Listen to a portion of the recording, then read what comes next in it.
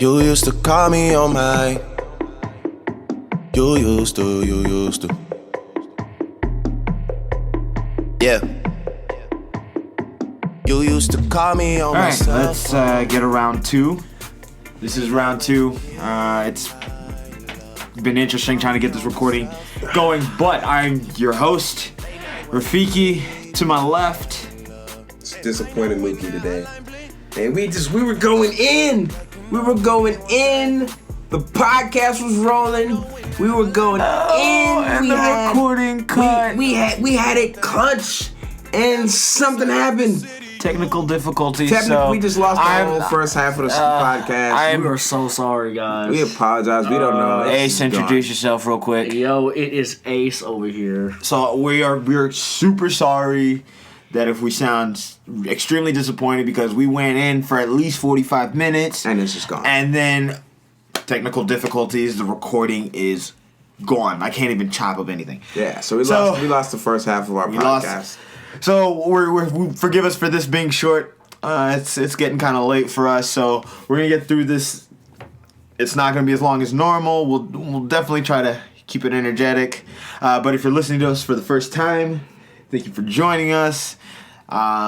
This is Even More About Nothing, where we talk about video games, comics, anime, music, anything and everything within pop culture. So with that being said.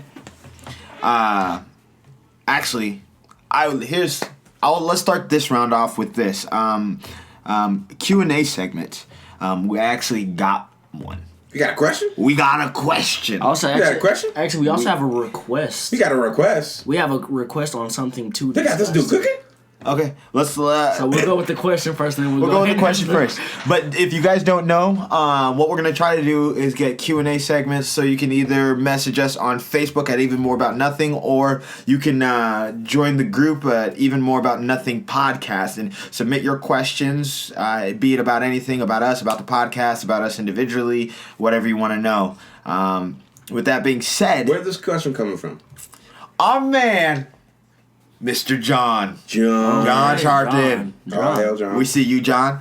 All right. So he said, what are 5 of the best meant for kid entertainment items, toys, games, television, movie, etc., that teens / adults can also enjoy? Disney Infinity. Hang on. He's gonna give us a description, and he said top 5. Top 5. Top 5. So obviously, what are Disney He is Infinity. so close to this mic right now. Disney Infinity, Disney Infinity, Disney Infinity, Disney Infinity. what are this is stuff that You got 6 Dragon more? Tales. this is stuff that I don't know. My man came with the dragon. I don't know. man, okay. Alright. So this is stuff that kids, in parentheses, like 4 to 12, roughly that range, can enjoy and do enjoy, that normally aimed at them, but teenagers from like 13 to 19 and adults, everyone else older, can also enjoy. His example, these are his top 5: Legos, Nerf blasters, Adventure Time, Avatar: The Last Airbender, Mario games. I hate Adventure Time. I hate Adventure Time. The video game just came out and it just looks dumb. Really? Yeah. There's a video game for Finn it? and Jake investigate.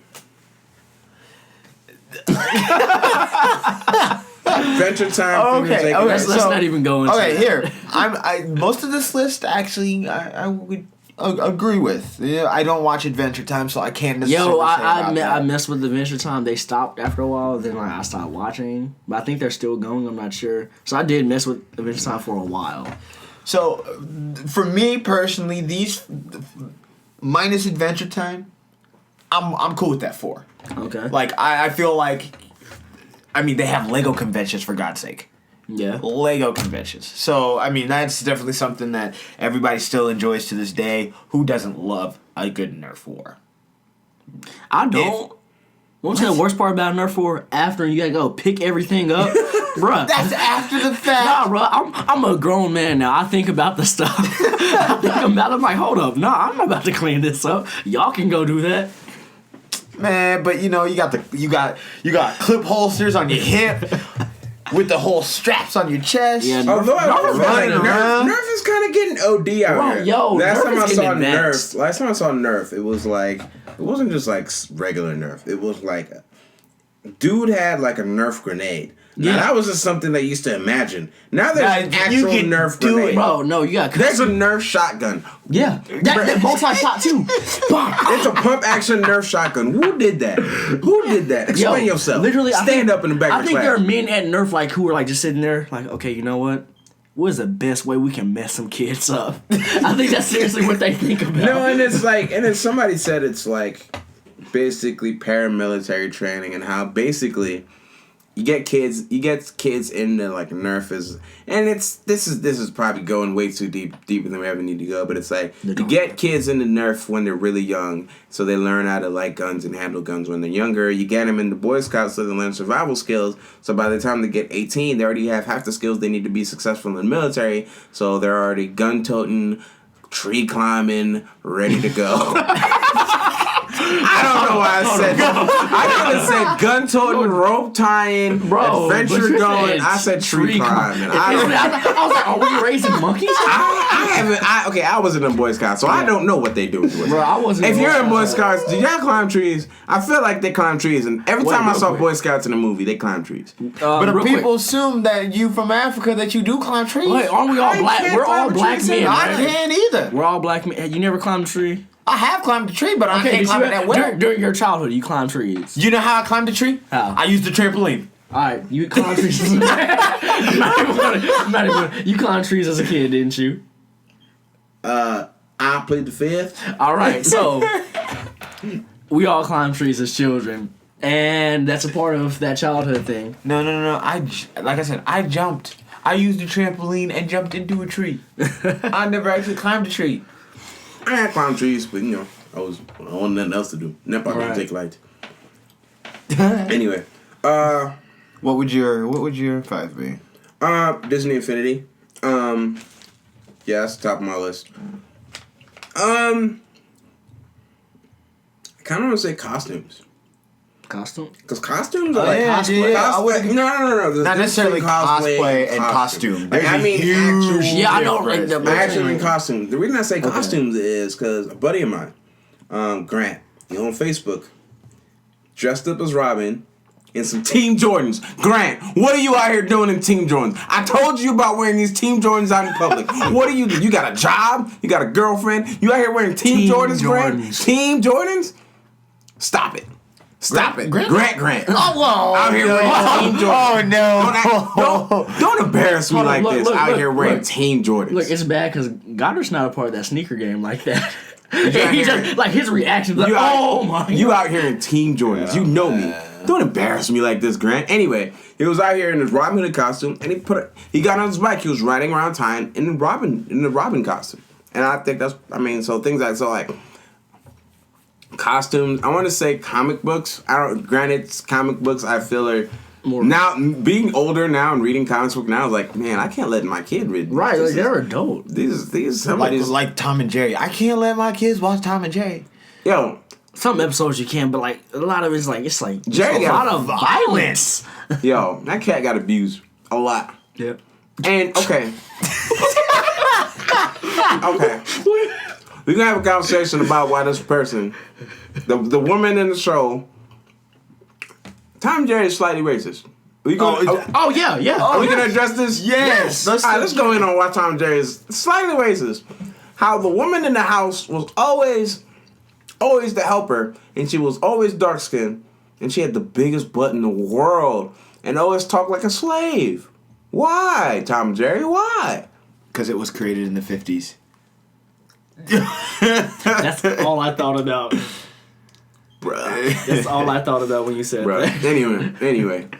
Still, Tom and Jerry had some of my favorite episodes from my childhood of all time, like for TV. Yeah. Oh yeah. This new Tom and Jerry Friends or whatever they got going on, some of these Tom and Jerry movies that have been created within the last decade, to me, is garbage. Give me the Fred Quimbley directed ones from like the 1960s and 70s up leading to the 80s, which is like some of the best violence, which Probably should not be saying the best violence you could ever possibly see on TV. As a child. I'm about to say, I don't know, man. Sons of Anarchy might have you beat. But Auntie May approves. No. Here. But on the third, my third thing is probably, I want to say pop figures. Like, pop fig, like collectibles, because it's like... It really is. It should be a kid thing. It should be a kid thing. Bruh. It should be a kid thing. I hardly see kids buy those things. Those are definitely adult collectibles. I have like 9 of them. That's probably going to grow to 60 by December. Because Star Wars Episode 7 is coming out. Plus, they just put out Bioshock. Like, pop figures are like crack cocaine, man. I just want to say one thing. Please don't say that ever, what you said about them. What? Please, you said they're like adult collectibles. Please never call them that again. I mean, Never call them adult collectibles. They're collectibles that adults can get into. Okay, thank you. There we go. Thank you. Stop with the nastiness. Bruh. We just left church today. Stop. You need to be baptized. Bruh. Turn away from me like I'm saying. Oh, man. Anyway, let's get tired. We're getting slap happy. All right, give you this good truth. I can't come up with 5. I got 3. And I got 5. Well, I'm about to come up with 5. All right, going off the whole Tom and Jerry thing and Adventure Time, I'm just gonna say cartoons in general. Okay. That's a big thing that like people are like, oh, you're an adult, you don't need to watch cartoons. Yes, who? I don't know where this thing came from.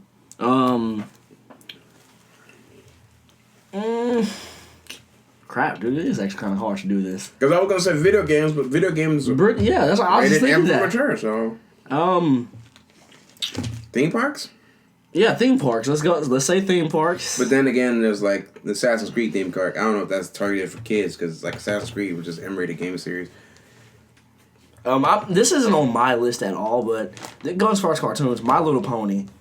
This brony community is out there. I'm not gonna and it's large. I'm not gonna touch that. I'm not touching that either, but I'm just saying I'm not that, gonna that touch exists. that brony because I want to go in right now, but I'm not gonna do that. Exists, so I'm going to say I'm not finna finna get beat up by a dude in a Little Pony shirt. Nope. Brony.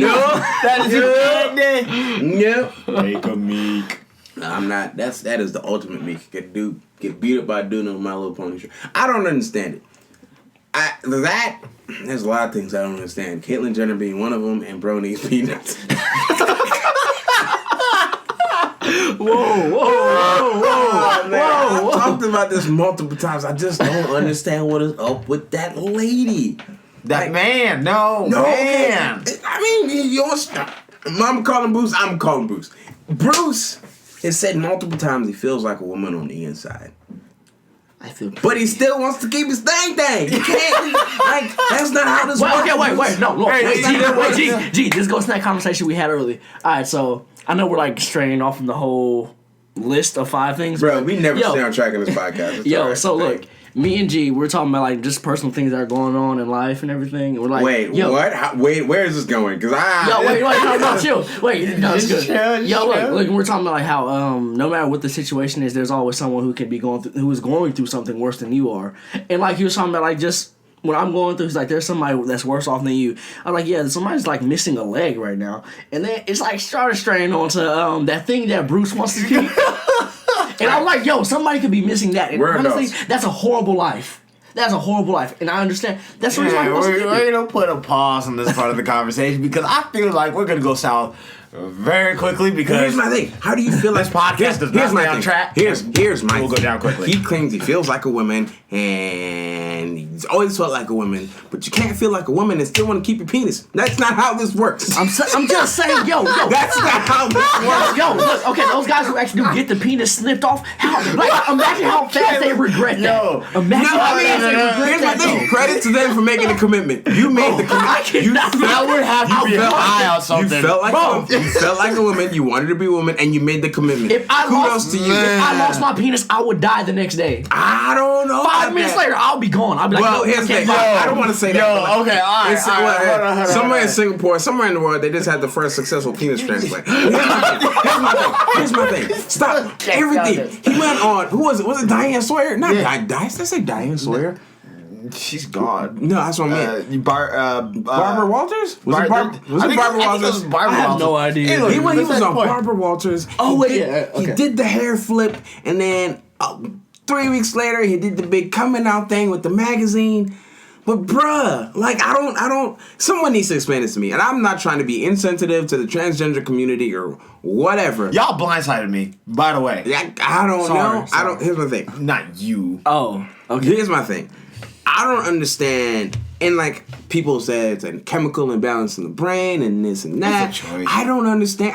Choice or not. My thing. Explain to me how you say you feel like a woman. To me, I don't know how women feel. Like, I'm a guy. I know how it feels like to be a guy. But I don't understand how you say you feel like a woman, but you still want to kill him. You still want to keep a male appendage that is meant to pleasure other women. I'm just gonna Yo, wait, say look. I'm gonna say this right now. Let's just stop because this is just. Well, I just want to say we one, got off that. I just want to say one more last thing. Yo, No, you are not no, finishing I'm that not saying last this one statement. thing. I'm about to pause this mic right now. Yo. I know when the hotline ring. You know, good. Okay, you're right. I won't stop. I won't stop. To see you. I'm done. Bro, okay, you know what? Yo, real quick, this recording has not been bad. This recording has not been bad. All right, we're just gonna. We don't know what happened. Everybody was hyped. They got excited. All of a sudden, I had to do that because nobody wanted. Y'all don't want to stop. And the I funny had to part do it. about it is like the entire segment we lost was all talking about Drake and this Hotline Bling. And like that's just And that's the came on. song that comes on. It's a sign. It's a sign. Do we want to talk about it again? Should we just go here? All right. I'm already, bro. Let's go. All right, you guys go ahead. I'll go last. Alright, okay, yo, so Hotline Bling. Everyone and their mama has seen this music video for this. They got so many memes to it. One thing that happened was the Drake community, the fans of Drake, the Drake is our savior people. They said that the song Cha Cha, I like to Cha Cha, or I love to Cha Cha, however you say it. I liked it. I think it's just called Cha Cha. Okay, so the song, the song, DRAM, which is a very dumb acronym. but you know what the acronym stands for, I right? think I heard it. I told you guys what the acronym started for. We'll leave that for another day. Yeah, but so Cha Cha, they said Cha Cha is actually a remake on Hotline Bling. Which is but incorrect. That's incorrect. Hotline Bling came from Cha Cha. And this sparked up some controversy because Drum actually had some problems with this. Yeah, so on Breakfast Club, Angela Yee's Rumor Report talked about how Drum was on Twitter talking about how the sound he and whoever was created is finally getting some radio play, but is upset that they ain't getting no credit for it. I understand, but like, again, I said this earlier, you can't compete with Drake, man. You can't compete, man. This man's got Jordan Brand and Apple behind him. The biggest sneaker brand and the biggest...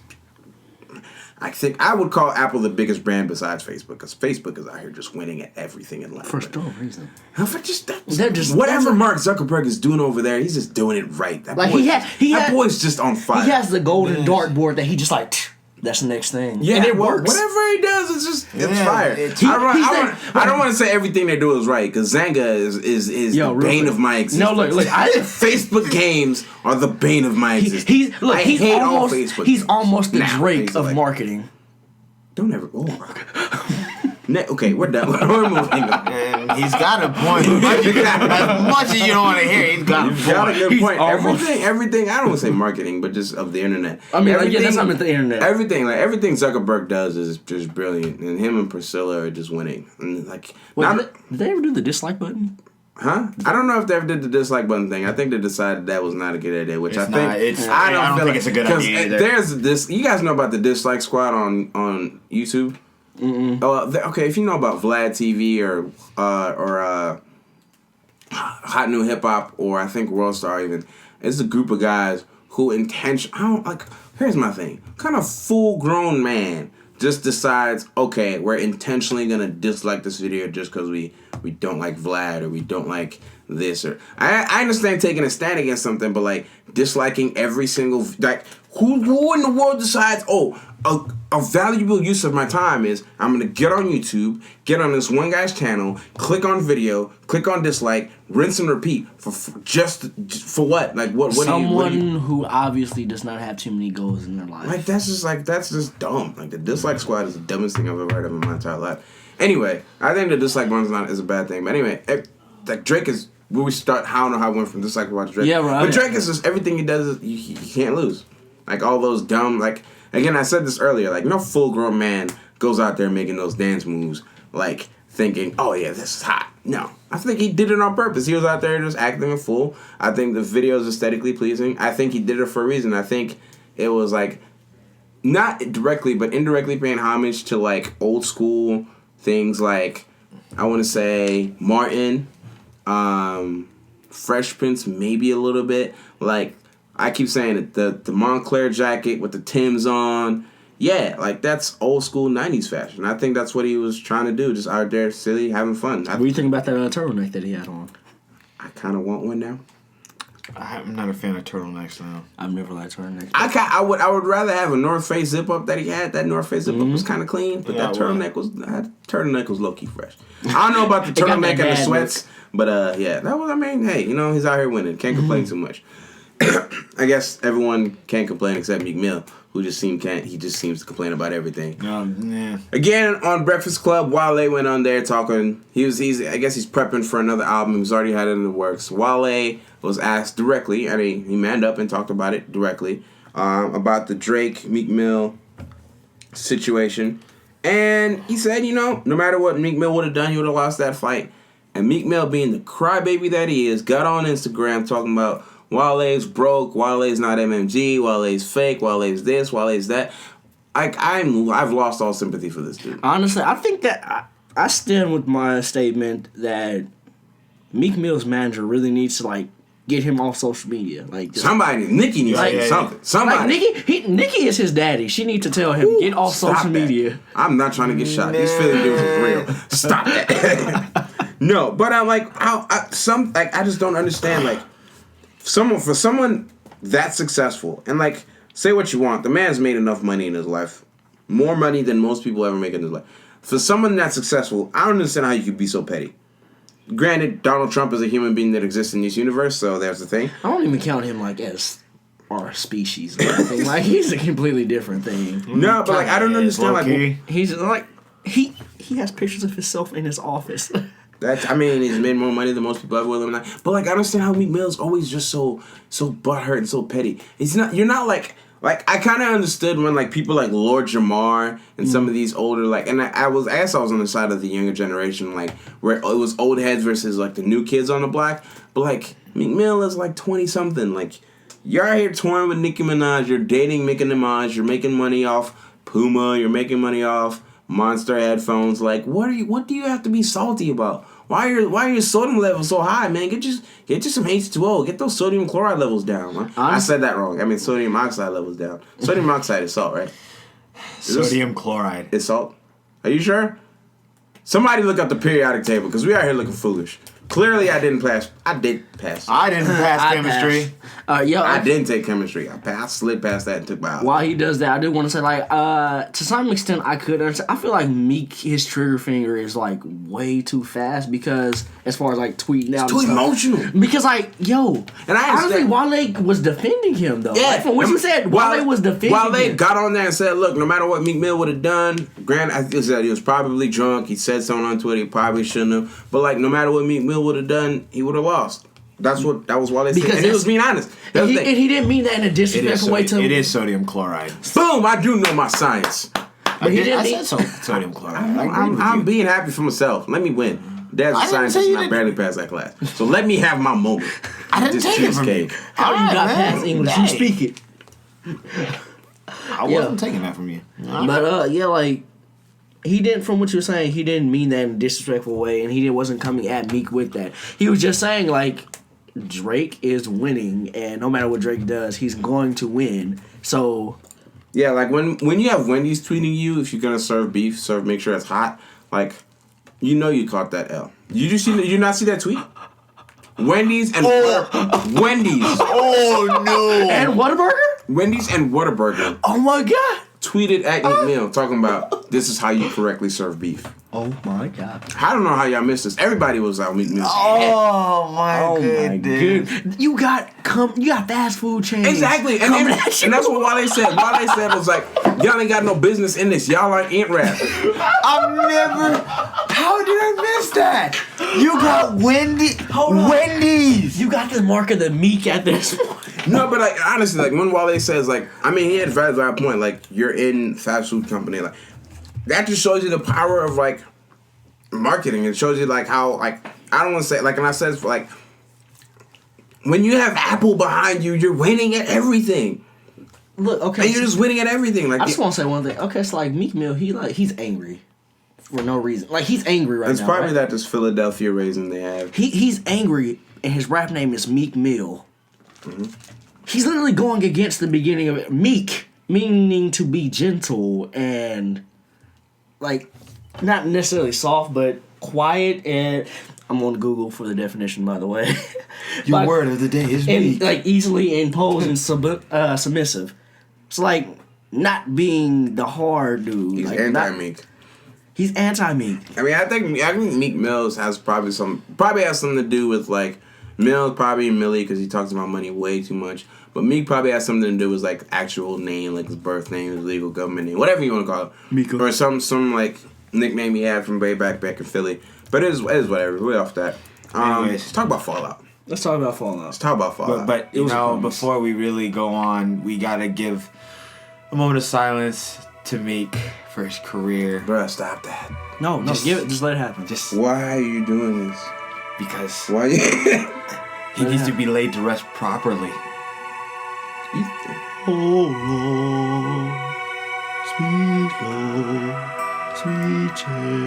When y'all start shooting up this house, shoot at Rafiki and shoot at Ace. I want nothing to do with this. Ace will be out of here. I'm not involved in this. Nope. We live in Atlanta, Georgia currently. I'm not going for it. I'm not in this at all. You out here playing Kingdom Hearts music? Bro, No, trying to, Naruto. you trying to get killed. Yeah, bro. You trying to get killed. Nope, I'm done. I'm out. You were trying to get Jiraiya I am not down here, involved. man. You playing Jiraiya's death music? Bro. No, Not saying he's this is trying to sadness get and through it. sorrow. This is like that sad music whenever they were telling Naruto's backstory. Oh, that's cool. Anyway, moving on. Fallout is a thing, and it's almost here, and oh my god, I'm excited. How excited are you? Oh my god, I'm excited. I'm hype. What's gonna happen when it comes out? I'm gonna fall off a bridge. I'm just gonna see. Would you say that you? I'm gonna cease to exist. Would you say that you fell out? Why would you do that? That you would fall out? Oh, you're terrible. Would you say that you? That was awful. Stop with the puns. No, I'm Y'all super want that- excited I want about that. Fallout. So how much? So I don't know how much attention you guys have been paying attention. So actually, I want to ask you guys, how much did you play Fallout? Any of the Fallouts, Gibby? Yes, I have played. Which one did you play? I played New Vegas and Fallout 2. I think I played the original Fallout like last year Okay. on the Xbox 360. The original? No, you definitely did not play the original. They didn't remake it on Xbox Absolutely 360. not. We played Fallout 3 and Fallout New Vegas are the only ones that are on the 360. Okay, well I think it was Fallout 3 that I played then. Let's see. I know you've had a lot of them, but I don't remember what I played when you had them, Caleb. But I know I've played a couple of them. I think it was 3. It was Fallout 3. It was 3. Yeah. I played 3. It took me a second to remember. Alright. Played Fallout 3 a lot. I didn't care too much for New Vegas. I've seen it play it. I know how it ends, and I know everything about the game. But I didn't care for New Vegas that much. 3, I played 3. Not to the extent that I played Skyrim or Oblivion, because I put... Skyrim hasn't even. Boy, been- have we you put asked in me. hours. I put in more hours in Skyrim than I put in anything in my entire life. I think I put the equivalent of the amount of time I spent in school. Into Skyrim. Fallout 3 was really so good. I think, and I was the kind of guy where I would just like, I chose Fallout 3 pretty early on. There's a major decision. There's a town early on in the game. I'm not even okay. Spoiler warning, but this is kind of like a spoiler warning in a tongue-in-cheek fashion because, like, if you haven't played Fallout 3 at this point, you're probably never gonna play Fallout 3. And this is a decision that could go either way, so you make up what you decide you want to do. There's a town. One of the first towns you run into is Megaton. You can either decide to destroy it and destroy all the quests that exist in it, or there's an active nuke in the middle of the town. You can choose to destroy it or disarm it and save it. If you save it, you could get a house in Megaton. And you could choose to live there. There are other options for housing, of course. But I chose to save Megaton. I did a throwback to Mass Effect. I did a Paragon playthrough, so essentially a good playthrough. There were a few people I just shot in the face because, I thought they were stupid, so I just immediately shot them. but for most of my playthrough, I would say I did a Paragon playthrough. I did a good playthrough. So I was kind of guy where I would just stock up on everything. And if you're looking for a more in-depth news on Fallout, check out Fallout Off the Record. Mm-hmm. It's by QGN, Quest Gaming Network. They do an entire podcast about Fallout called Fallout Off the Record. Really in-depth news and info about it, but I'm just excited because it seems like they took what they learned in Skyrim and applied it to this Fallout. Skyrim had a DLC called Hearth Fire, and it was allowed you to build your own house, customize it how you want. But the customizations were limited, but it was a lot for the first iteration of it. It was amazing.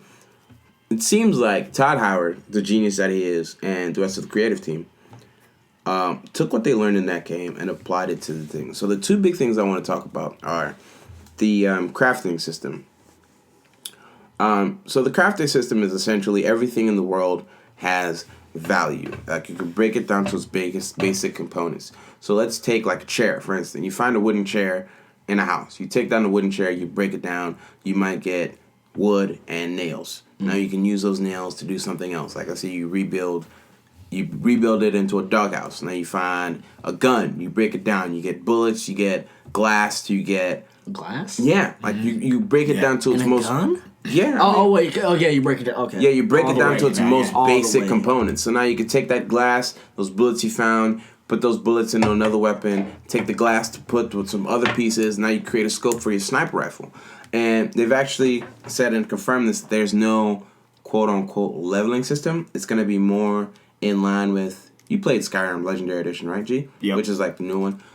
So the Legendary Edition of Skyrim, there's essentially no leveling system. You could just level up infinitely, and then when you level up, you get a perk, and you put those points in a particular perk tree. So it seems like they're going to have something similar. So in Skyrim, if anyone remembers... When you leveled up, you looked towards the sky, and there were different perks. So, light armor, heavy armor, alchemy, weaponsmithing, heavy... Archery was on point. Exactly. So, things like that nature. It seems like they're going to have your standard levels, so level 1 through infinity. Whatever. But then also the perk system. So, if you have more perks in...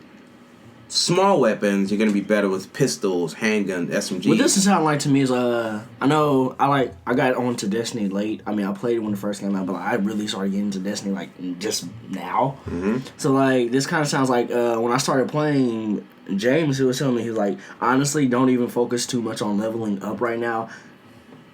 It's more like the weapons and your special skills that are actually matter than yeah. So Destiny is different in It sounds like... Honestly, the levels are more like a gate. They're just hey, you can't get into this content because you're going to do little damage.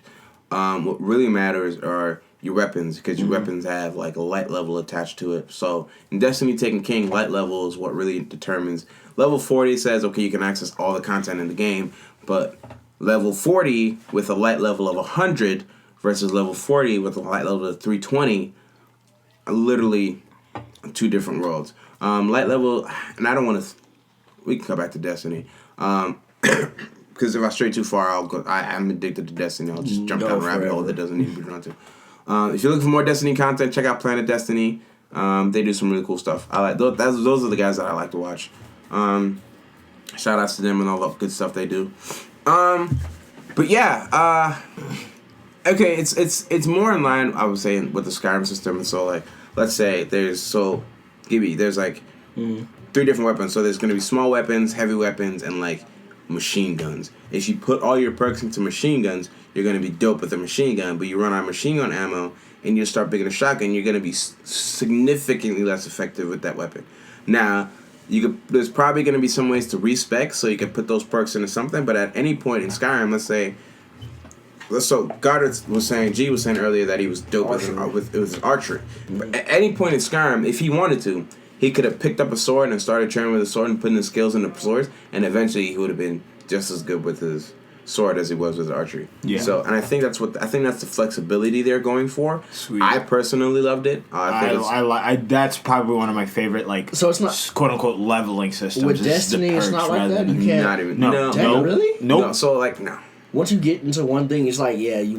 No, I mean you can use whatever weapon you want, but like there are no like weapon perks. The perks there's no weapon perks per character, so like the perks exist on the items themselves. So okay, so Suros. The Suros regime is an exotic auto rifle. Mm-hmm. There's a perk on it that doing damage has a chance to heal you, and then there's speeding up, which the longer you fire, the faster. So you hold this weapon and it does more damage, but it fires slower, and then it says it's less accurate, but you shoot faster. So those are 2 perks you can pick from. This is more like handgun skill. You're 25% more accurate with handgun. Handgun skill level 2. You find more ammo in the world. Handgun level 3. You have a chance of critting better. Handgun skill level 4. You're 50% more accurate with handguns. Handgun level 6, 7, 8, 9 might be you're 50% more accurate. 75%. You hit 100% accuracy. You 25% more crit. You find 50% more ammo. So there's specific perks with that weapon, whereas Destiny is more like this is what this weapon does, and you get to choose from those perks. So this is more like Destiny's an MMO kind of, and this is more like an RPG-ish, right? Like, I understand what you're saying. Yeah, super excited for Fallout. I can't wait to have the Pip-Boy edition coming, and I am so hype. I'm gonna wear that thing around for a week. If you don't know, the Pip-Boy is a tool used in the game. It's kind of like your your menu. Allows you to select your inventory, check your stealth, your health rating, your rad rating. So they created a real life version, and it comes in a super limited edition. Actually, they actually said it's not that limited. They made a lot of them. They just sold out of a lot of them. Yeah, every time they put out more of them, they just sold out instantly. Yeah. So it's not as limited as a lot of people think it is, but I got lucky enough to get one. I keep telling the story. I was in Dubai during E3 when they announced this thing, and I almost broke my foot trying to run to the computer to pre-order it. So yeah, I got lucky enough. I pre-ordered a Pip-Boy. It's coming to me. So I'm excited for that. So, you guys interested in Fallout at all? I'm actually interested. It's been a while since I've played, and I've been so distracted with other things, but I know you've already got a pre-order. I don't even bother to pre-order it, because I have 2 copies. Well, I have one on my Xbox, one on my PS4. That's the only reason I have 2 copies. I think I'm gonna get the digital version on my Xbox One, because I get a backwards compatible version of Xbox 3. So I get a backwards Xbox 360 copy of Fallout 3. Okay. So we'll talk about Xbox and PS4 and some of the things they've been doing recently, and the upcoming events Xbox and PlayStation are gonna have. They've got that event. Xbox. I don't think Xbox is doing it anymore. I think they're done. But PlayStation is going to be at Paris Games Week, and then they have the PlayStation Experience in December. So, not to mention D23 is in Tokyo in December. No, is it December? Doesn't December 3 already happen? Wait, there's an Anaheim, and then there's a Tokyo one. Okay. Tokyo's their big one. Yeah, I don't know. I don't know if Sony said they're going to be at D23. We'll see. Well, I should say this. D23 is on my mind because more information concerning Kingdom Hearts 3 and 2.8 are supposed to be appearing at. So Square Enix is supposed to be there. That's why that's on my mind. Like not necessarily Sony, but we know Square Enix. Square Enix, yes, but I mean, I've always known as Kingdom Hearts to be a PlayStation exclusive, so that's kind of the trail I follow. All right, and let's keep going. Let's keep on that train of thought. MPD came out last month, and people like IGN and other places have discussed this, but last month, September, Sony won the month. Like the MPD had Sony as number one of the PlayStation 4 as the number one selling system of the month. I feel like I'm the only one that's really concerned for Xbox. Like, a lot of people out here, like, the guys at IGN, Ryan McCaffrey, Mitch Dyer, all those guys that do podcasts on Lock. If you like Xbox, check that podcast out. They don't seem to be concerned at all. I'm out here shaking. I'm like, I love my Xbox. I've been playing my PS4 more lately. I love my Xbox. Like, the Elite controller, something I'm excited for. Elite system, I'll probably pick up. Halo 5 comes out Tuesday. Whoop whoop, let's go. Long time coming. I'm out here scared, dog. In the last... So these consoles are about 2 years old now? 3? 2 or 3? Something like that. Yeah, 2 or 3 years roughly, old. Roughly. I think 2. So what time did they come? Definitely two. So 2. Let's say they're 2 years old at this point. Yeah, November was probably like 3 years. Okay, so 2 to 3 years old. PlayStation has won the majority. So it's more. It's like. So let's go ahead. Let's say 2/3. Yeah. 2/3 of the Way battle has been there. PlayStation. I think Xbox has only won 3 times on the MPD. Xbox has been number 1 3 times in 2 years. Granted, like there hasn't been like the big system killers. Like Halo 5 is gonna move systems. Yeah. Here's my thing. Here's where I am concerned. If in a month that has Halo 5 and Tomb Raider as exclusives and Fallout aligning themselves with Xbox, so 3 huge games, Fallout, Halo, Tomb Raider, all October games. If Microsoft doesn't win, what? Xbox is, I don't want to say they're in trouble, but hello? Phil, Oh, wait, so that's all, like, so... if they're not the number 1 selling console in a month that has Halo, Tomb Raider, and Fallout, I don't want to say the Xbox is gonna die because they're literally millions and millions, and it's outselling the 360 by a mile and a half. It's outselling the PS2, PS4. It's on track to outsell the PS2. The PS2 is the highest selling system of all time. Xbox, the PS4 is outselling it's on track to also outsell the PS2. They're outselling their predecessors, and they're both on track to outsell the PS2. My thing is, how do you gain a whole? I would say don't pay attention as far as this month with that. Go wait until next, because you know like, that's what I'm saying. I'm saying next month. I'm saying okay. So in October. I feel like it is imperative that they win October. Personally, like if they don't win October, then yeah, I'm gonna be. Because PlayStation doesn't have any exclusives. Like technically, Star Wars has aligned themselves with PlayStation, so like they have an exclusive console coming out, and Call of Duty is aligned themselves. So there's a Call of Duty branded PlayStation coming out, but like Halo is the biggest. I'm gonna say probably Halo is the biggest Xbox franchise of all time. That's how they started. In a month that has Halo 5, a numerical successor to the Halo series. If they are not the number 1 selling system, are they in trouble or am I overreacting? No. They will be in trouble because that is what they're synonymous with. Maybe Xbox, in my opinion, is. At the same time, I would still want to give it like toward the middle of November because like you know there's still some people who like these games are gonna come out. But when's the release date for? Is it October 27th? 27 Halo. Mm-hmm. So then that would go for that would actually go for November. So I would say November. No, it counts for October. It counts for okay, but look, look. So like. But I wouldn't expect to see anything really reflected because it comes out 3 days before the end of the month. Really, like that's what I'm saying. So but I wouldn't see it reflect till November. There aren't too many people who are going to like just go ahead and buy a whole nother console just because one game. Are you drunk? I know there are people who do, but I'm just saying like. Yeah, you're right. But then again, Christmas is not that far away. Yeah, here's my thing. Here's my thing. I feel maybe in October, maybe losing October is not as bad. But I feel like they have to win November and December. Yeah, if they lose the holiday, I could see that. If they lose the holiday season, if they don't come back by 2016, it's over. I don't want to say it's over because I feel like Phil Spencer. But they've definitely lost the console war for that year. Yeah. Yeah, I mean you have to think about it. It's like Xbox 360 outsold PS4 forever until the end where PlayStation eventually caught up. And eventually outsold the 360. But at that point, there's some press conference for the 4. Yeah. So I mean, and that's the thing. I think that's where it all started. That PlayStation conference where at E3, and it was the second time they've done it because they did it to I think it was a Sega. It came out $2.99, walked off. It's an old video. If you watch it, like it's one of the. It's like there's a couple of videos out there. One of the best. One of the best like upstaging moments, E3 moments of all time.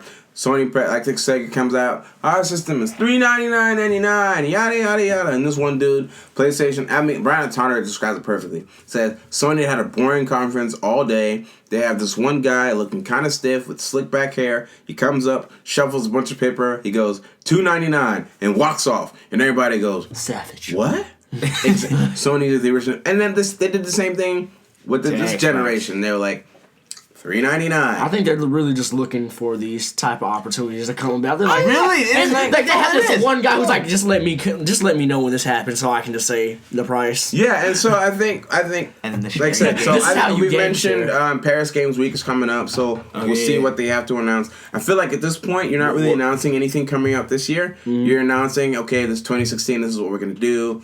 I think what. You definitely, you're. I don't think you announce a game in November. You're drunk to announce a game in November, unless you're announcing a game coming out. Hey, we're gonna announce Final Fantasy 15 coming out December 2016. That I can understand, but you're not gonna announce a game that's coming out this year in November. Yeah, that's just suicidal. Speaking of suicidal, the Square Enix, we gotta talk. You people are still putting out Tomb Raider the same day as Fallout? I don't know if I'm legally allowed to talk about these numbers, but let's just say I looked at the Fallout pre-order numbers today. It's a lot. It's huge. It's a lot. Huge. And let me just say this. Everybody and their mom was talking about Fallout, though. In the last 6 weeks, I haven't had a single person come to pre-order Tomb Raider. It's probably longer than 6 weeks, more like 8 weeks. That's like trying to throw your party the same day like the most popular kid in school is throwing their party. Not even that. No, you're throwing your party on the same block on the same day next to Drake's house. Dang.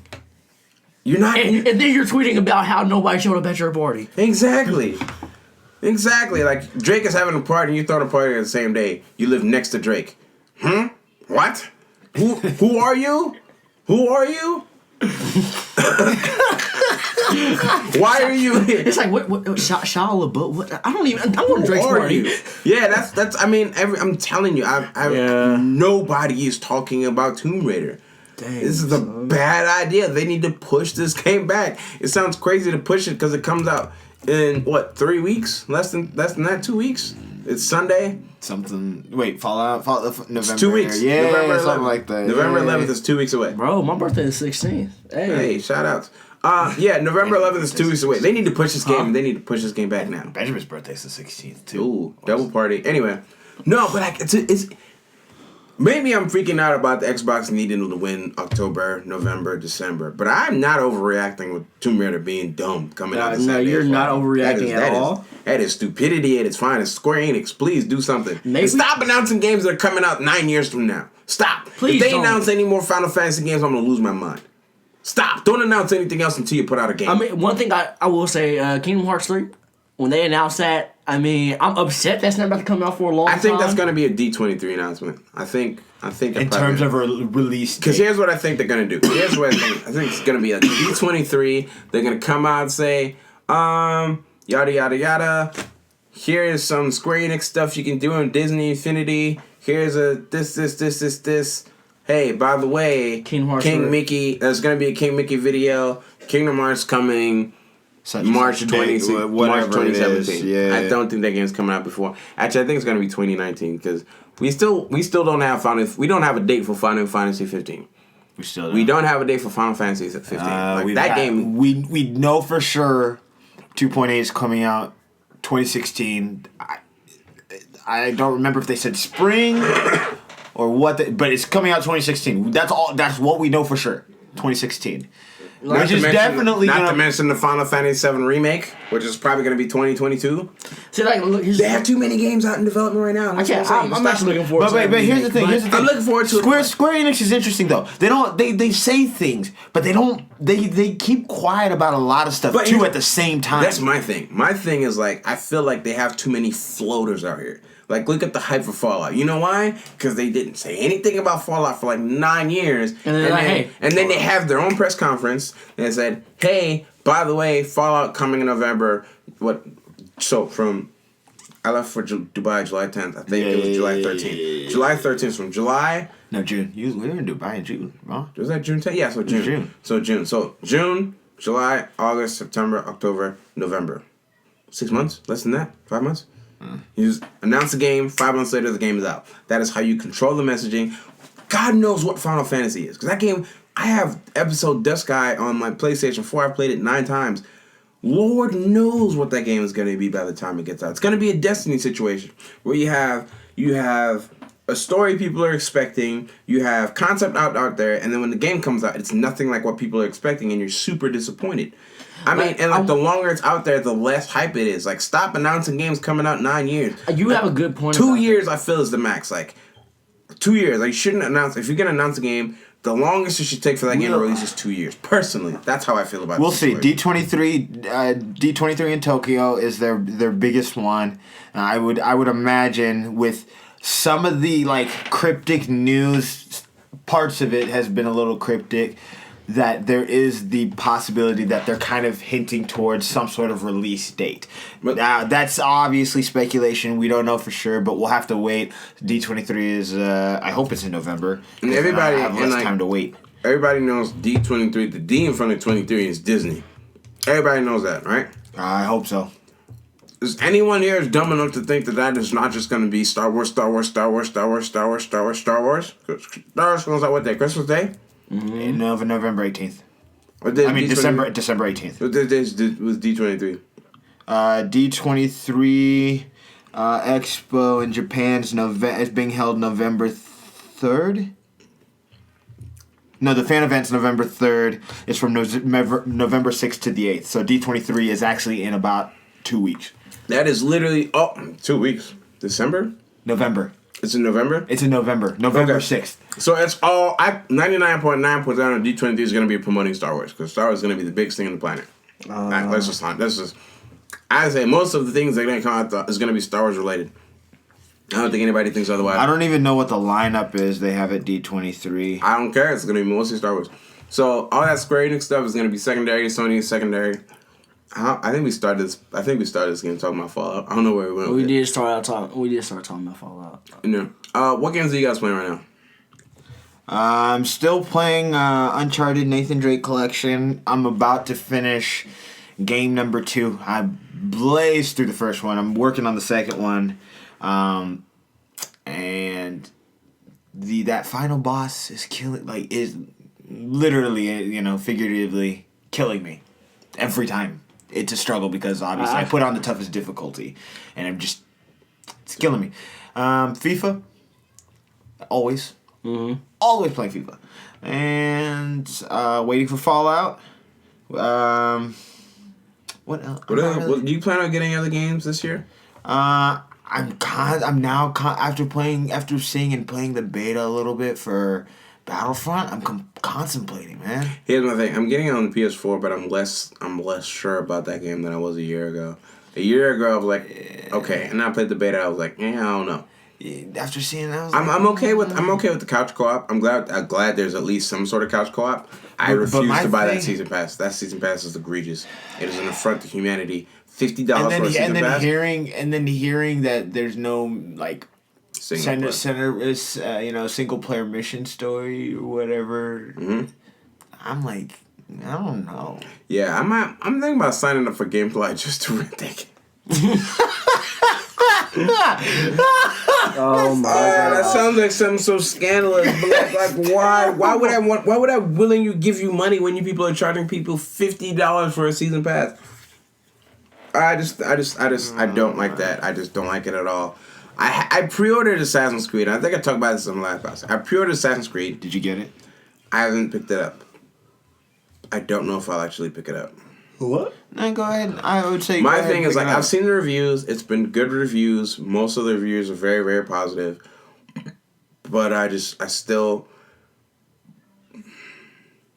It's like a dog. A dog pisses in the house. He put its nose in it and said, look, don't do that again. But at this point, it's like the dog is behaving itself, but I just don't want to, like, give it a dog treat and then it goes and pisses in the house again. I know that's kind of a bad analogy to use, I'm one of those guys. I'm like, you pay for content. I don't care if it's music. People are like, well, why do you buy albums? I was like, I don't care if I like listen to album for 1 day or 365 days, like I did with J. Cole's album. People put their heart and soul into this content, and they deserve to be paid for it. I feel like I don't know if I'll pick this game up. And if the next one they do is still good, which is Assassin's Creed has become a yearly franchise at this point. If next year's game is good, I'll pick it up. We'll see how I feel next week. I mean, things change day to day, so I might just actually pick it up and play it and just see how it is. I'm still pissed off about the Jack the Ripper thing, so I'm not gonna buy any season pass content. Fallout gets a pass. I've already bought the season pass content for both PS4 and Xbox One. The games I'm most excited for, though, are The Division. I'm going to be talking about The Division on every podcast from now on until that game comes out. It comes out in March. And the more stuff... I'm trying to go... I've seen so much content about it at this point. I feel like I know a lot about the game. And I kind of want to stop. But, like, it's one of those things I'm just like, I want to know more. I want to know more. I want to know more. I want to know more. I need to know more. So it's like... the thirst is real for The Division. I hope there's a story because... But I feel like it's the same thing as Destiny, an open world shooter. The thing about Destiny is when you have people in and out the world all the time, and this is my biggest problem with Elder Scrolls Online is that I'd be playing the story, I'd be really into it, and then I usually play at night because I work during the daytime. Some 12-year-old British kid is running around yelling, breakfast! Breakfast! And I didn't know where it was from this dumb video. It was like, I think it was promoting autism awareness.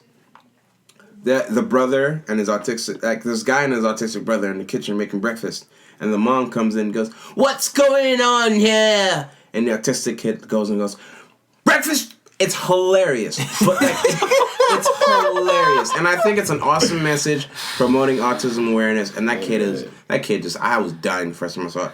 But like at 12 in the morning, I don't want some 12-year-old British kid from Wales running around my TV as a Khajiit yelling, "Breakfast! Breakfast! What's going on here?" If you guys could see the way that he's like moving his hand right now, you would be so weak. I just don't. I want to experience that game on my own terms, and I don't want to feel forced. Like that was my biggest thing with Destiny, and that's why I'm not playing it as much as I used to. Is like I kind of want to play that game on my own terms, but if you don't keep up with other people, you get left behind. Like my raid team has already done the hard raid. I've barely done the regular raid 10 times. Like when I was playing the game actively, at this point I'd done it close to 60 times. But I'm working too much. School's getting more and more like difficult. I don't have as much time to put into Destiny. Plus I'm playing other games. Like I'm playing Fallout. I'm playing the daylights out of Wasteland 2. I play that probably like I played almost every chance you get, but you are definitely playing every night. Yeah. So like I want single player content to be there and accessible whenever I feel like it, and the multiplayer portion, which I understand like most of the game is co-op, and the competitive side is going to be in the dark zones. I just don't want it to be like everyone is always in the dark zone because that's where the best weapons are. So everyone is always in the dark zone, and then when I want to play co-op content, no one's there. And because I'm not in the dark zones as much as everyone else is, I'm left behind because I don't have the level of gear to even compete. Mm-hmm. So that's my big worry about The Division. But I'm just so hyped for that game. I watched a little bit of content for Street Fighter. Could care less. Excited for Wave 2 of Disney Infinity and all that. Wave, I guess 3. All their Marvel stuff. Yeah, it's currently on Wave 3. Yeah, I want the Wave 3 stuff because they've got the Hulkbuster, Ultron, and then I've seen, yeah. They're re-releasing a whole bunch of Marvel figures. So I wasn't going to do it, but I probably will. Yeah. Serious problem. Yeah. Give me your... Right now I'm playing. I went back a while. I started playing Borderlands 2 again. I've been playing Mortal Kombat X 10, whatever you want to say. That's pretty much all I'm playing right now. Games I'm looking forward to, of course, Pokemon Go and Naruto, because I'm a nerd. Yeah, that game. That game has got me feeling some type of way. I want that game so bad. But I also want the Japanese edition, so I'm trying to find a way to import it and play Asia doesn't have it. I might have to go through Ami or whatever. I gotta find a way to import that Naruto statue. That thing is dope. I'm still trying to import the Metal Gear statue. I'm actually trying to import the entire Metal Gear collection. I want to import the Metal Gear figures, the system, and the premium package. So if anybody has any tips, let me know. Okay. Well, I'm kind of looking forward to Black Ops 3 too. I'm looking forward to that, but 99.9% of the reason I'm looking for that game is zombies. That's honestly what it is Zombies. for me too. Me, my boy, Sean Jones, Dwan Oliver, and Keemon Jones, we played that game. Keemon, my dude. We played that game for 16 hours straight, and we beat some sort of world record for something. I don't remember what it was, but maybe Sean will know, but we beat some sort of record. We got to, I think we're top 100 for like levels. I think we got to like 99. I think we only lasted on level 99 for an hour, which is there are people who lasted for several hours on level 99. I'll have to go back and check what our actual position was, but maybe Duan can remind me. But I think we're like top 100, and not like top 100. Like literally, it's like we're probably like 98 or 99. So top 100 for like teams to run Black Ops 2, because I remember it very clearly. There was 2 of us downstairs, there was 2 of us upstairs, and we didn't move from the house. We didn't go anywhere. The girls were trying to find where Keemon was, and we just shut off all our phones and played Black Ops 2 Zombies for so long. So yeah, good memories of that. Looking forward to get back to that. Play with the homie James, some multiplayer. I'll be playing with the Elite controller, so I want to see how good that thing really is. That's pretty much it. Anything else you guys want to talk about? Shall we move to the next segment? What's more segments? What's the next? Yeah. All right. Come in what you want, but you can't come in broke. Money! Pull up with the chopper and a telescope.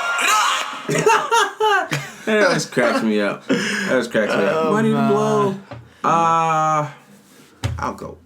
Yeah, I'll go last. All right. For me, actually, it's not so much what I spent this week, but what's coming up next week. Trying to get myself a vehicle. Whipping. Water whip. It's about time. It's been a long time coming. Shout out to John Shoemaker, man. He helped me at least at least check some things out, and got one that might potentially work. So, shout out to the homie. Coming through on that. Just getting ready for a couple trips. LA and Chicago, man. Those trips are gonna be fun. Getting ready for that. That's it for me right there. That is it. Alright, for me, I didn't really spend too much money on anything this week, but I think I'll go back to things I spent because for those who don't know, my baby sister was born Tuesday morning, and I was going to say I bought a lot for this baby, and it hasn't. She just barely came, and that's pretty much my money to blow. I spent a lot on this kid, and probably spent like over $300 or $400 so far. She's only been around for a few days. And she's only been around. She hasn't even been around a week. She hasn't even been around a week yet. But yeah, that's what I've been spending my money on. Is my baby sister Leilani. Congratulations on that. Oh, thank you. Now he about to walk around with his sister. Bro, you have a cute child. Everybody gonna be thinking that's my daughter. I'm like, nah, bro. I don't even. Oh, dude, it happens. It happens. Caleb got it. I mean, when his sister was born, and there's it's like the age difference was big enough that people thought. You're way older than I'm about to be 19. He's about to be 19, man. That was a 13-year difference, and I was like, I was 13. People thought I had a kid at 13. I'm like, y'all lost your God-given mind. You got your rabbit head looking What you think I'm doing right now? No, but like my brother, I think my brother got it worse because my brother was like 15, 16, 17. So I was 13, he was 15. So when we were 16 and 17, she was like 2 running around. Oh, man. He took advantage too. He would take her to the mall and get all those, oh, your kid is so cute. Da-da-da. And he wouldn't say nothing too. And my other sister at that point, she was 2. She didn't know what was going on. She was getting attention, so she was eating all of it. So my boy was out there. He knew what he was doing. He was working it. Bought her snow cone. Bought her snow cone. Bought snow cone, man. Yeah. Go No, it's cool. It's an awesome thing to be a big brother. Yeah. So congratulations on that. Thank you. My money to blow is a bit outrageous. I bought a DJ Khaled album. I don't know why. Another one. Another one. And it is subpar at best. DJ Khaled, Like, another one. There's like 3 songs in that album that are good. Everything else is just passable. Like Passable? Passable. So it's not even trash. It's just passable. It's passable. It's not bad, but it's passable. It's It's one of those things like it's not even like. Here's my thing. It's not like my go-to turn-up album like Dirty Sprite 2. Fetty Wap. I would rather listen to Fetty Wap album to turn up than this DJ Khaled album. That's the first time I've ever said that sentence. And like that's weird. That's a weird thing to think. Like I would rather listen to Fetty Wap to turn up than DJ Khaled. DJ Khaled is the turn up king usually. Usually, these last 2 albums. This album is just like subpar. Like I can't chill to it. It's just no. I can't like. It's not like an album when I'm like feeling some type of like way I gotta listen to. It can't get hyped to it. It's not J Music song. I don't know what it is. It's just the fact that like I remember. Didn't you guys say like this Fetty Wap album was It was garbage to me. It was hot trash. I remember hearing something like this, and like it's like you would much rather listen to the Fetty Wap album. Fetty Wap. I got the lineup ready. The first song, Trap Queen. Second 2, I don't know what it's called, but I get that in there too. And the third song is 679. That's a turn up track. Everything else after that, if I wanted to, I'll listen to the first half of My Way because Monty is garbage. If he had the Drake remix on there, I'd listen to that. But Fetty Wap album, 1, 2, 3, cool. Eject. Get the CD somewhere else. If I'm emotional, feel some type of way, I'll throw in that Miguel album. The Miguel album is crisp. Because I ain't got a girl yet. Cuff season around the corner. So I got the Miguel album. Wait, hold on. No. It's fall. Cuffing season this year. It's not cuff season to get cold. It was 85 degrees a week ago. Bro, it was cold today. Hey, you don't experience the kind of mornings I do at work. You right. I'm outside all day. I got the Miguel album on. It's still in the wrapper. The script's ready to go. When she slide in the whip, let's put Miguel in there. We're gonna be good to go. I got the weekend ready too. And I got my Wale. I got my J Cole. That's step 2. That's step 2. I was listening to J. Cole today. J. Cole, everybody run. Cole outside and he said he got a gun. All right, we're going to end that right there. Now, J. Cole in the car. I have Future. I don't have Drake. Mac Miller. I got Mac Miller. Good AM. That's pretty dope. That's one of those like sit down and play video games to a song like that albums. So I don't know what to do with DJ Khaled album. It's just there. It's literally just there. No, you can use it as a paperweight. It's a thing that also exists. has the Game album, which is pretty good. It's really good. I really enjoy that. Real quick, I just want to give you some suggestions to use, like to do with this DJ kit. You can use it as a paperweight. If you need to draw a straight line, you can sit down. He used it to draw a circle. The disc is a circle. I'm talking about the case. But like you can draw a circle with it. Use it as a coaster. Bro, we can use it as a frisbee. I'll probably forget I bought it in a week. I'll probably forget about it. Give us a binge. We binge you a little. No, I bought a money. Bedtime. I went from my wallet got washed, so I went from a wallet to I bought a Herschel money. It's a money clip. It's kind of weird getting used to a money clip. That's the dopest money clip I've seen, honestly. Yeah, Herschel makes like the best backpack / like fashion accessories. Yeah. Like this is like high quality. Like when you said that you're getting a money clip, this is not what I was expecting. No, this is like now, like I see a money clip that can hold car and it has different slots. And I was like, whoa. Yeah, I thought like the reason I went to a money clip is so I could stop hoarding receipts, but it still got a slot for me to keep some receipts in there, but not too many. Yeah, it's gonna force me not to keep too many receipts. It's gonna force me to keep everything. I had receipts from buying 2K14. Like you keep that's 3. I cleaned up all the 5 receipts for 2K14. It's that bad. So this is gonna get me force me to have a folder to keep the important receipts in there. Like only the essentials. I like this. Sometimes I lose it because I'm not used to it yet. But I like it because I can still sit. How much does that cost? $23. I think I'm gonna get one. Yeah, this is it's nice quality, high quality Herschel one. Like I said, I have Assassin's Creed pre-order. I haven't picked it up yet. I just looked at a game. I thought I was gonna buy wallet. But my wallet's a Michael Kors wallet. When Joseph came, when he came from South Korea, he brought gifts for us. And he got me a Michael Kors wallet. Yeah, South Koreans be balling. Anyway, I'm contemplating buying some Supreme stuff, but I thought about buying a Supreme money clip, but that was $60. So I'm just gonna. This is nice. I might buy another Herschel backpack for winter season, but looked at some diamond. I put up some. I work at Zoomies as well, so I put up a diamond windbreaker and a no-bay windbreaker. It's got 3M on it, so I'll probably pick those up within the next week. Other than that, just regular good old-fashioned car stuff. All right, that's it. I got something I want to say real quick. What's up? All right, so I know like this whole podcast. It was like this is your dream. You want to do it. Goddard, you also had an idea and you want to do it. Rafiki, whatever. Yeah. But you guys want to do it. And at first I was like, okay, yeah, this seems like it would be something fun to do. And honestly, I have been putting my all into this whole podcast thing. And guys, I'm actually gonna start doing that. I'm gonna start doing the research. I'm gonna start putting in work. Let's just say that. And this podcast? For this podcast, I'm gonna start putting in some work. Okay. I just want the audience and everybody else to know, like, as far as Ace goes, it's about to be better. And I know that you guys can already like raise the bar at any time that you want. So like, this podcast is about to get better. That's all I want. No, I mean that's the reason we did this podcast is because we just want to have fun. Yeah. And like we there's so many times like through the years where we're just like. We have ridiculous conversations. We're like, let's put it out in the world. Like, I get shocked every morning when I wake up and say, your podcast has 45 likes. I'm like, 45 people want to listen to coons like us. Why? But thank you. I truly, genuinely appreciate it. I just care about the stuff I talk about. Like, I don't talk about sneakers as much because I'm not into sneakers like I used to. Mm-hmm. When I start buying sneakers again, it's going to be... I could probably just run a sneaker podcast. I love video games.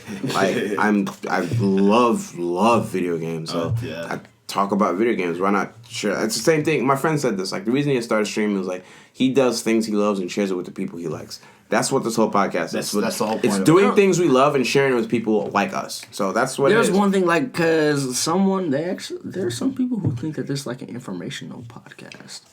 If you want more information, we could probably try to do that. I don't know how long it's gonna last. I've gotten some questions and please bring. If you want, didn't you say something about a request earlier? Yeah, there's a request. We can. I think that we can. What is it? What is it? I mean, the request was. It was the other Caleb. Oh, okay. He was asking if we can just briefly talk about in a sense, the dopest moment of our life, like a moment in which we felt like, yo, this is probably one of the greatest moments of my life. Oh, okay. Oh, man. That'd be a good way to end the podcast. Oh, that is a solid way to end it. Yeah, that's a solid way to end the podcast. I'm glad you said that. Yeah. We could have done that in the question segment, but this is good. This is good. This is good. To end the podcast. I want to go last. Dopest moment of our life. Man, you've been hoarding onto this question. Didn't even give us a moment to really think about it. Right. So you might as well go first. Nah. You already know what you want to say. No, I don't. I really don't. I still got to think about it. Dopest moment in our life. Because honestly, he said top 5, but I'm like, yo. Let's go straight to number 1. Yeah, that's what I'm like. Let's just give one. We've been on here a while. That's tough, though. I know. Sorry, Caleb, that we were not going to get 5, but it's pretty late, so yeah.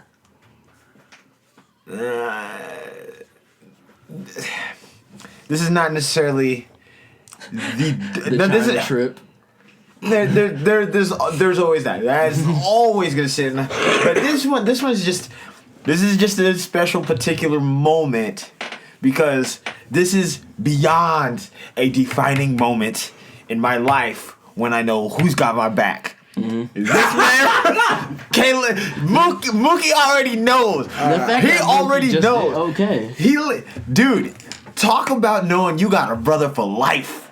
Yeah. For life. Mm-hmm. This man was about to kill for me, dude. This man was on the verge of killing for me.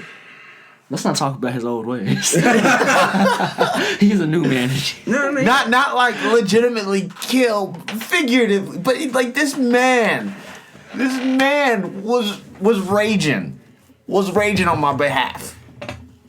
That's how I knew this man was gonna stick with me thick or thin. We were gonna be stuck in jail together. That's a real brother right there. We were gonna be stuck in jail together. Man. But that moment always will stick in my head forever. Yeah. Do you want to tell the story? You want to go? All right, man. This was a vulnerable moment. Yeah, let's go. We're gonna glaze over it because we're going to story. This podcast is gonna be 45 hours long. The podcast will be a year long, and we only get through half of it. Yeah. Come back for part 2. I know, right? But the whole point was that I was basically on the verge of breaking up with a girl, and someone was supposed to be like a good friend, you know, close, whatever. Well, there were some issues there, and just this girl was not really focusing so much on the relationship. She was turning to someone who was supposed to be a friend, and she was claiming that she didn't like him, yada, yada, yada, all this jazz. But, you know, and I got upset. I was legitimately upset because I'm trying to work things out here. Mm-hmm. You ain't wanted to do this. And then homeboy over here, he acting like he didn't want the attention, but, you know, secretly he was probably liking the attention from homegirl here. But we were at, and this happened at church. That's the sad part. This happened at church. We were walking the property, and I remember seeing Caleb turn around and see the two of them talking by themselves. It probably should not have been, but I saw the look on Caleb's face. Caleb was just like, there was the kind of face I had never seen, at least until that point before in my life. And Caleb has had medical problems pretty much all his life. I could beat this kid in the foot race on any given day. I could be sick as a dog. I still beat him in the foot race. Hey, son. This was the one day I could not beat him. I could not reach him because he was pumping with adrenaline. His body was moving. All I know was this man's about to kill somebody. I turn and look, and as I turn to see where he's running, I see homeboy talking. When we were supposed to be homegirl and I were supposed to be having this conversation, trying to straighten things out, but she ditched me to go talk to him. So he went over, and he was booking it, about to beat the mess out of him. You didn't play any games. Man, talk about putting the pedal to the floor, and it was a mess. It was just a bona fide mess. Yeah. I mean, like, alright, so, long story short, like, where I come from, like, if you claim someone's your homie, that's your homie for life. Like, I've always said God is my brother, and, like, that's never gonna change. Like, dude was out here, he called, I never called him my brother, but he was like, man, yo, like, he said it on multiple occasions. I'm like, alright, cool, we'll see. He always said, man, you guys are like my brothers. And, like, where I come from, if your boy's going through something, like, you know, you stand by him. If he's BSing, you call him out on his bull. You call him out. And, like, there's plenty of times I've had to call G out. There's many times he's had to call me out. Yeah. Even when I didn't listen, he still stuck by me, and, like, he caught a couple straight bullets for me. And so it's cool. And you caught a couple bullets for me? Yeah, so you know what I'm saying? Like, I mean, like when homie expect. Yeah. So, like, when homie is out here acting like he was like, you know, he's down for the fam or whatever, but he's out here, like, snaking behind somebody's back trying to talk to homie's girl or whatever. And, like, we already knew what it was. He was, like, trying to, like, the funny part about it is a girl and her sister were both crushing on dude. And at the same time, she was in a relationship with G. I'm just like, I pulled her aside. I was like, look, I know what you're doing, and you need to, like, cut it out. Like, let my dude know what's going on. Like, if you want to be with dude, fine. If you don't, fine. Go holler at your other boy. Like, just stop leading my dude along. And it was whatever. So, I mean, like, because he straight up said he was the funny part, I remember this day. He was at the crib. He was here in this house, in this basement. And we said, we going to church, we gonna holler at her before youth group or whatever. Yep. And he said, okay, I'll go home. I got some things to do for work tomorrow. Oh yeah. So he said he was going home. He said he wasn't gonna come to church at all. He said he wanted him, because he pulled him aside, and I asked him what the conversation was. We were on the whip talking about it. He said he wanted G and old girl to figure out the situation on their own. He wasn't gonna show up. He was gonna interfere and all. So while I'm up at the lodge, I see the whip pull up. I was like, I know that ain't dude. Just pull up, right? I know that's not you, because you told me you was going to stay out the situation. Because we had a man-to-man, like, look, they need to figure this out, so you need to stay out the way. Because you're out here confusing her. She's confused. You're confused. We need to let this thing go. Because they already had a man-to-man, so it was agreed. We had, like, certain terms laid out. Let these two figure it out. And we were young, like. You were probably like 17, 18, so we really didn't know what was going on. But, you know, we thought we had an arrangement, like, dude. And then so when dude showed up and then pulled... I was like 6 months out of high school, man. Yeah, so, like, when he showed up and was, like, holding her by the hand, pulling her off to some corner, I'm like, you fraudulent. Why you out here faking? And that was my thing. I was just so heated that he was out here faking. And so I honestly probably shouldn't have reacted that way, but I took off running. I was like, we gonna have to have hey, these talks. No one was harmed in the making of this story. Yeah, and so at that point, I was just like, homeboy and I kind of, I guess we patched up things pretty much. Kind of, it's water under the bridge at this point. I think there's now an understanding, and he's distanced himself from that situation a long time ago. So I think we're okay now. But yeah, but anyway, my dopest moment is probably, I don't know the date of this exactly. It's So it's not a particular moment, but it's a particular time in my life. It's 2007. So I was born with sickle cell anemia, and I was 7th, 8th, 9th grade were pretty bad. Like I was in the hospital a lot. I was basically dying. freshman year was worse though. That's what I'm saying. It was 2007. But 2006, 2007. The end of 2006 started 2007. I was literally dying. I was in the hospital. Of the 12 months, 6 months. I spent at least 6 months in the hospital. I spent most of like my freshman year in the hospital bed. You had a total of like 1 month in school out of an entire school year, right? Yeah. In terms of days. I spent like 1 month in school, like consecutively. 1 month in school. It was terrible. I was just sick. I ended up getting held back because of it. But long story short, my doctor, Dr. Woods, I'll never forget this. He walks into this was after I had a particularly bad episode with sickle cell. I didn't even realize this until like I'd read up my medical file, which is ridiculous. It's an entire file cabinet just with my name on it. It terrifies me that I was actually a human being could go through so much and still live. But no, I read that I had actually suffered a silent stroke.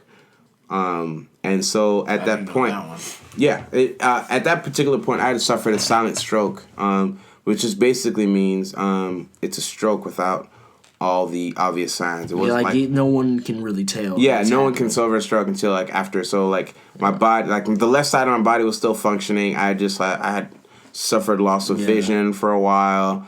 So it was pretty bad. I didn't even know silent stroke was a thing until I read that file. So Dr. Woods walks into the office, into my bedroom. I remember I had a corner room, and like I hated it. I hated that room because I could see across the hallway, but I could only see the building. I couldn't see the skies. I usually like seeing. If you're in a hospital, it's pretty nice to have an open view. So I hated that. I just didn't like that room. Dr. Wood walks in, sits with my dad to have a conversation. Said this boy's gonna die if we don't do something soon. The only problem is he's 15. He's literally at the cusp of like a bone marrow transplant, and that is pretty much your only option at this point. So we're gonna have to decide what to do. And my dad, without blinking an eye, says, "What do we need to do?" So my dad immediately hopped on his PC, started doing research. The 3 days I spent in the hospital that day, my dad was on his computer doing research. And so that was the beginning of the dopest moment of my life. We kind of came together as a family and prayed about it. And we said, we're just going to do this. My parents would say, we're not ready to let you go but we're not also ready to let you suffer for 6 months and just die like that. So I said, we're going to do whatever we need to do to make sure we can get your shot.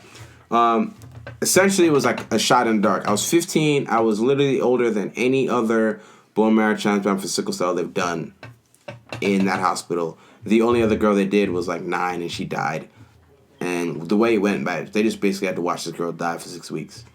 It went bad halfway through, and they just had to watch her die for 6 weeks. So this was Children's Mercy. They pretty much stayed away from it. Dr. Peters had come in. He'd really wanted... Wait, what's his name? Dr. Peters. I thought that was my doctor. No. He moved. He left Children's Mercy because they weren't willing to take the risk to let me do the surgery. They kept him to his strength, which I think would have been okay. I would have loved to do it in KC, but it didn't happen. So Dr. Peters and they got with a team. They got me a transplant team, and they began working. We found out which wasn't going to happen in Kansas City, so I went to Atlanta, which has the most experience. It's the best hospital. It was Emory at the point had done the most in the States. So I went to Atlanta. I spent about a year in Atlanta, most of 2007 in Atlanta. And the whole thing was cut in about half a year. Like I was supposed to spend an entire 6 months in the hospital, an entire 6 months in recovery. I spent the 6 months, in the span of 6 months I spent in the hospital in recovery. Pretty much they're trying to find a 75% match. And they were like, we'll see what the brothers and the sister and the parents match up to, and then we'll bring in cousins, uncles, aunties. They tested my brother, and my brother is a 100% match. That is literally 1 in a million chance. If you're interested, if your story interests you at all, look up the percentages of people who are 100% matched for bone marrow transplants. It's very low, and I mean it's in the teens. It's in the teens, and this is worldwide. It is extremely rare to find a 100% match. So my brother was a 100% match. That's the first time they've ever done one. They've never even seen one. They didn't even know it was possible. They were hoping for 75 at best. They were praying for 50 and hoping for 75. My brother was a 100% match. So at that point, as soon as they found that out, it was a go. I went to Atlanta, began chemo, began radiation. That was probably the most difficult 2 months of my life because it was just watching my body. I used to be a lot lighter than this, significantly lighter than this. But so like my skin got so black. All my hair fell out, just hurting all the time. I was on morphine drip. But my brother, he gave up his bone marrow for me. And as soon as it was 4/20/2007, happened around noon was when they brought the bag in and they did the transplant. And my brother hung out with me for a day. We played Crackdown. Okay. Yeah, we played Crackdown. I will never forget that. We played Crackdown on my little Xbox 360. And yeah, after that, I had one of the quickest recoveries I'd ever seen.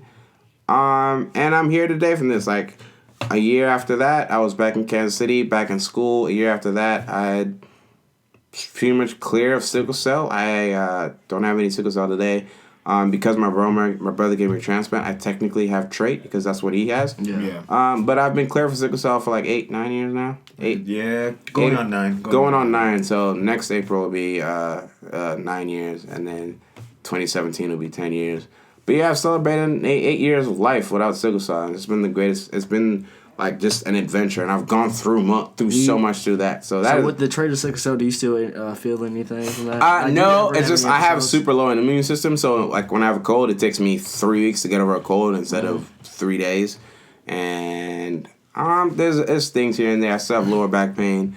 I still have a lot of knee pain from the degenerative. Like the chemo plus the sickle cell, people with sickle cell usually have weaker bones. They have smaller lungs because sickle cell, it's harder for blood to get everywhere. So I still have some of like the repercussions. I don't suffer from sickle cell anemia, any attacks anymore. But yeah, my mom, she has a trait of sickle cell. We're not 100% sure if my dad has it, but like, I still have like the trait. Yeah, they believe I have it, like, because every once in a while I still like it has to do with a lot like with my legs. Yeah, it's a lot of sickle cell patients like, usually have issues with the legs, your knees a lot. Mm-hmm. Yeah, so and it's one of my folks on my mom's side, like it was some serious stuff going on with them, and so like, I understand. Yeah, so trait. Both my mom and my dad have trait, and so like if you've ever done a Punnett square, if you have trait, my sister is so lucky. There's a 25% chance the kid's gonna be clean. So my sister has nothing; she's just clean. My brother, there's a 50% chance the child's gonna have trait. So it's more than likely your dad has trait. So you probably have sickle cell trait, and then there's a 25% chance that the child's gonna have sickle cell. So my parents literally got the quote unquote perfect Punnett square because the youngest kid, my daughter, my sister has sickle cell. Doesn't have sickle cell. She's 100% clear. My older brother, he had trait, and I had sickle cell. So that's how it worked out: 50, 25, 25. So that's how that's if anybody wants to look more into it. There's plenty of information available out there. At the point where I'd gone through the transplant, I don't think there'd been more than 500 done worldwide. I think there's more now. I haven't done more research, but yeah, that's probably the dopest phase of my life right there. That's probably the dopest thing of, man, it's the greatest experience of my life. I'm a dopest. I mean, I kind of want to end the podcast on that, but I know I still gotta go. No, you gotta go. You can go. Yeah. I'd say the dopest moment of my life was last summer. So, I'm not sure if you guys know yet, but like Tim and Damo, they know they're like those guys. You guys are family, but those guys, I've known those guys longer. So, like you guys are my brothers and everything, but like, yeah. So, I went to jail. I was in Jackson County.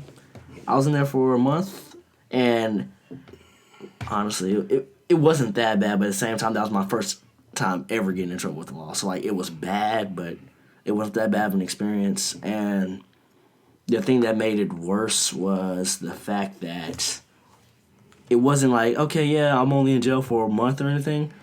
What was going on was while I was in there, I was just waiting. I hadn't even gotten sentenced yet, and they were talking about my sentence was going to be like 5 years. So, yeah, it was a really stressful time. I can't go too much into it, like, since I'm still going through stuff with this right now. They told me I can't give too much details about it, but that I'll just say, like, God actually, it was honestly only God that ended up coming through with that, because I didn't have contact with my mom. My first 2 weeks I was in there, they put me in the hole. So I was in my cell for 22 hours of the day. I had no contact with my mom, no relatives or anything. Nobody could even come up and visit me. So, like, it was honestly, it was a horrible experience. To some extent, I'm glad I went through it because I've grown because of it and everything. But I'd say the moment that, like, that last week that I was there, I went to the courtroom and the judge was like, there's nothing further we can do for you. And this is pretty much, I'm going to sentence you to 5 years. That's pretty much what the judge said to me. They send me back. Next thing I know, I get a call from my public defender. I didn't even have a lawyer. We couldn't even afford a lawyer. Parents are going through a divorce, and a lot of stuff happened all at once, and couldn't afford a lawyer. Couldn't even pull up enough money to do it. And my public defender was actually a really good lady, and God blessed me with that. Public defender calls me, actually comes up and visits me, and she's like, the judge has talked to a lot of your family. I'm not sure if you guys know, but I've been getting ready for college since 7th grade, when I started going up to UMKC. Yeah, you told me that. Yeah, and like ever since then, I've been like getting ready for college and doing things with colleges, and the judge got a chance to talk not only to colleges that have dealt with me, family, friends, and all this. And the judge was like, okay, we understand that this whole incident, this is your first time getting in trouble with the law. Nothing like this was ever expected from you at all. And this is probably going to be the one time that you will ever get something like this, but the judge is going to let you off. 2 years probation. That's all you're going to get. You're going to have to do 40 hours of community service. But outside of that, you're free to go home tomorrow. Dang. And wow. The day that she said, like, I'll go home tomorrow. No, actually, no, this happened the third week. She was like, next week you'll be able to go home, but you have to go to the court hearing where he will officially say everything. Thing was, the judge they gave me at first was like this old white lady. And I promise, not trying to bring it on to race or anything, but this was like one of the most racist ladies I've ever seen. Everybody who was black, you're going to jail. That's how it was, flat out. Literally saw somebody go up there, take him back. Just that fast. He didn't even get to talk, nothing. Take him back. Went straight back to the jail. And one thing I did not mention, I was 17 at the time. We live in Missouri. A 17-year-old in Missouri is an adult. So I wasn't in juvie. I was in actual, like, big boy jail. So it was a very crazy experience. But like when I went to the judge last time, they didn't even send me to that white lady. They ended up sending me to like some new judge. I went to a completely different courtroom and everything. And the judge was really cool and everything. And he discussed everything with me. And even after the sentence, he even talked to me a little bit. Then got home. And I'll say, like, just that whole experience and everything, that was probably one of the dopest moments of my life, especially with talking with that judge and everything and the things that he told me. That's probably one of the dopest moments of my life. Yeah, and that's one thing I always say. You can never judge a book by its cover, and like you can never really judge someone until you've really walked in their shoes. And that's one thing I feel like. One thing I try to live my life by is like, no matter what's going on in my life, I always try to be nice to people because you just never know what people's going. You never know what they've been through. You never know what they're currently going through, or you never know what struggles they're about to get into. So you just try to treat people as fair as possible. On that note, this has been a podcast about nothing. My name is Caleb Dago. I've been one of your hosts. They call me Mookie833. This is. I'm Damaris Oliver, also known as Ace Oliver. I am Rafiki. You can find me on Instagram, Snapchat, and Facebook Black Rafiki or Black Rafiki 30. So you can find our podcast on iTunes at Even More About Nothing. You can find us on SoundCloud at Even More About Nothing. Follow us on Facebook at Even More About Nothing. And our group at Even More About Nothing Podcast. Submit your questions. Yes. We need to post these podcasts on YouTube. Get that going. Yeah, it's huge. we'll figure it out. But submit your questions, dude. We'd love to have these Q&A segments just real quick where, you know, we just have a little fun. Maybe we open it or end with it or slide it somewhere in the middle. But send your questions. One more thing. If you guys enjoy our podcast or anything, and you have any friends or something that you think would enjoy it too, go ahead and share it out to them and let them know about the podcast. You don't have to like flood and spam people, but just go ahead and try to spread the word slowly. All right, and we out. Deuces.